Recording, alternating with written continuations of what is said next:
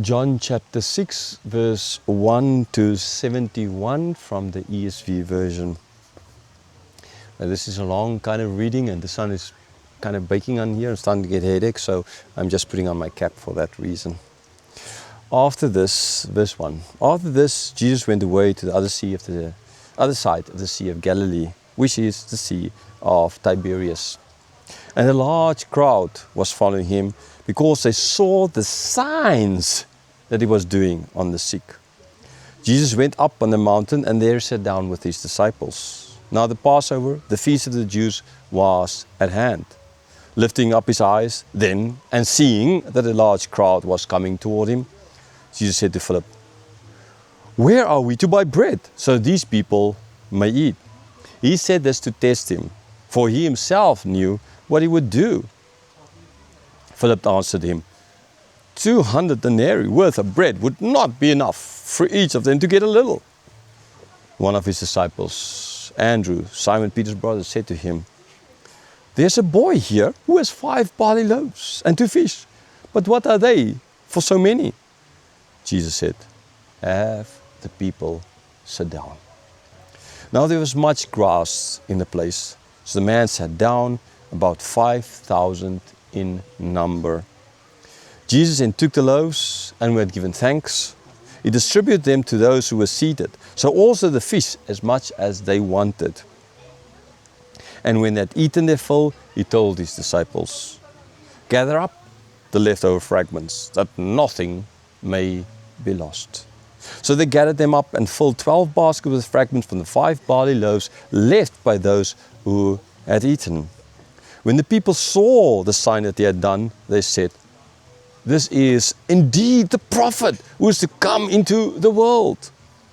Perceiving then that they were about to come and take him by force, to make him king, Jesus withdrew again to the mountain by himself.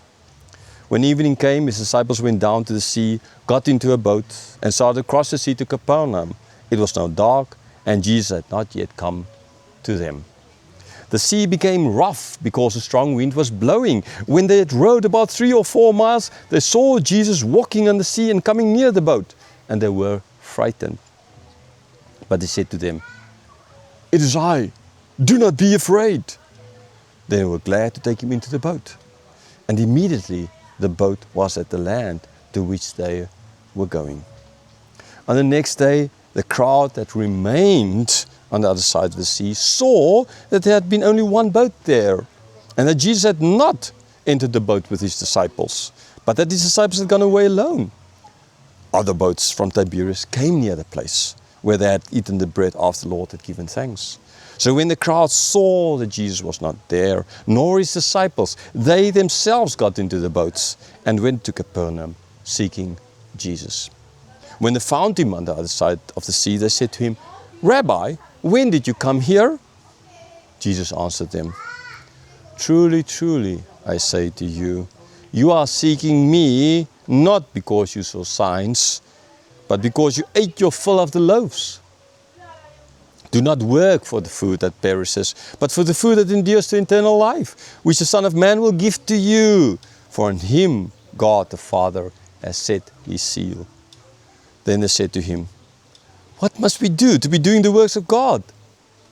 Jesus answered them, "This is the work of God, that you believe in him whom he has sent."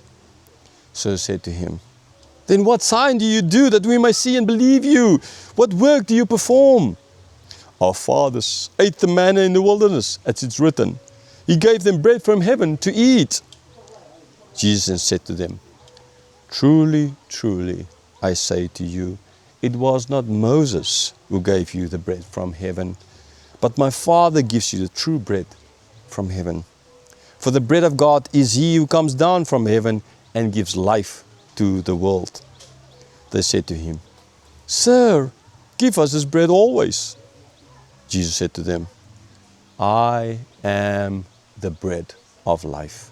Whoever comes to me shall not hunger, and whoever believes in me shall never thirst.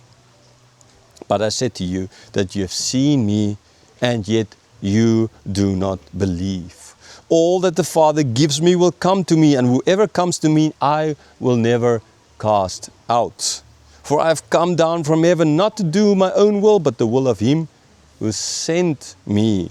And this is the will of him who sent me, that I should lose nothing of all that he has given me, but raise it up on the last day. For this is the will of my Father, that everyone who looks on the Son and believes in him should have eternal life, and I will raise him up on the last day. So the Jews grumbled about him because he said, I am the bread that came down from heaven. They said, is not this Jesus, the son of Joseph, whose father and mother we know? How does he not say, I have come down from heaven? Jesus answered them, do not grumble among yourselves. No one can come to me unless the Father who sent me draws him, and I will raise him up on the last day. It is written in the prophets, and they will all be taught by God.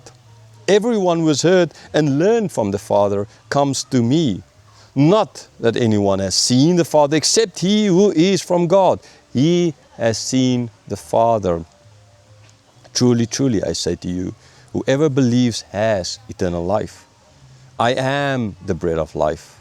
Your fathers ate the manna in the wilderness, and they died.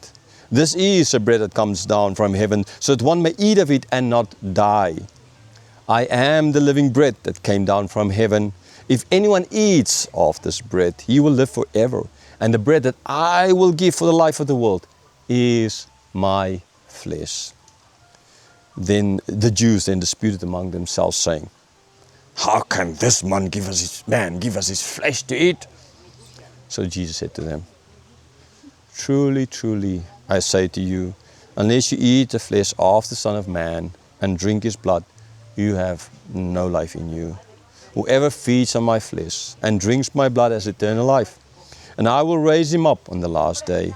For my flesh is true food, and my blood is true drink.